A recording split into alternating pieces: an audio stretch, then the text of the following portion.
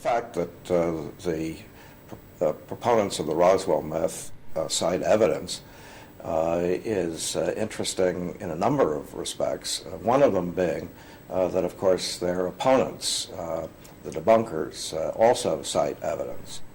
But they tend to polarize as to what sort of evidence they cite. The supporters of the Roswell myth generally depend largely, not exclusively, but largely on testimony. The testimony of persons who either were eyewitnesses to some of the events or else claim that they have it on good authority from people who were eyewitnesses that such and such things happened. And one of the problems with depending on testimony, at least in the Roswell case, is that the witnesses whose testimony is used were for the most part interviewed 30 or more years after the events. So that the memories of these people are subject to all of the fallibilities of human memory, and those failings of human memory include the creation of memories that attest to non-events. That is, memory is not simply a matter of storage and retrieval. Memory is a creative process whereby people actually construct their memories rather than dredge them up. We're not computers with hard drives, and so memories are creatively figured.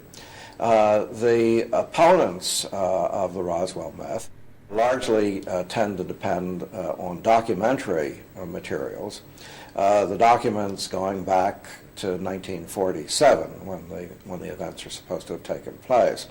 In addition, they also attempt to find inconsistencies in the testimonies of persons given, of the witnesses.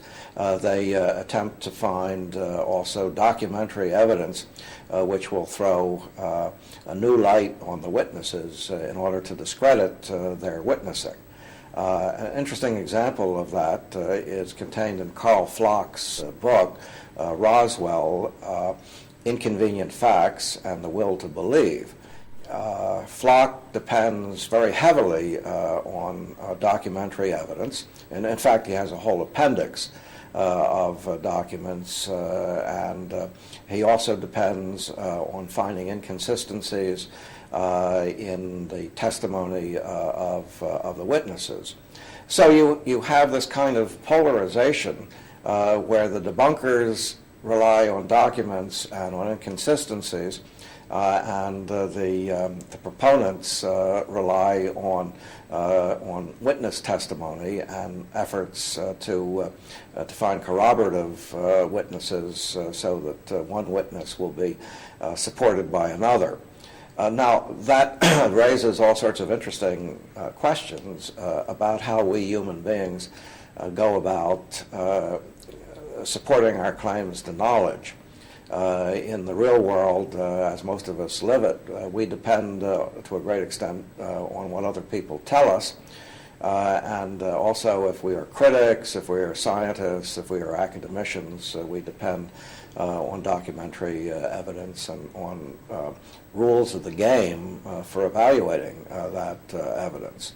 And that's a very complex business, actually, but we find the kinds of arguments that historians have made, the philosophers, sociologists and the like, epistemologists, we find them mirrored or reflected in the controversy over the Roswell myth, which makes it seems to me, very interesting both for philosophers and psychologists.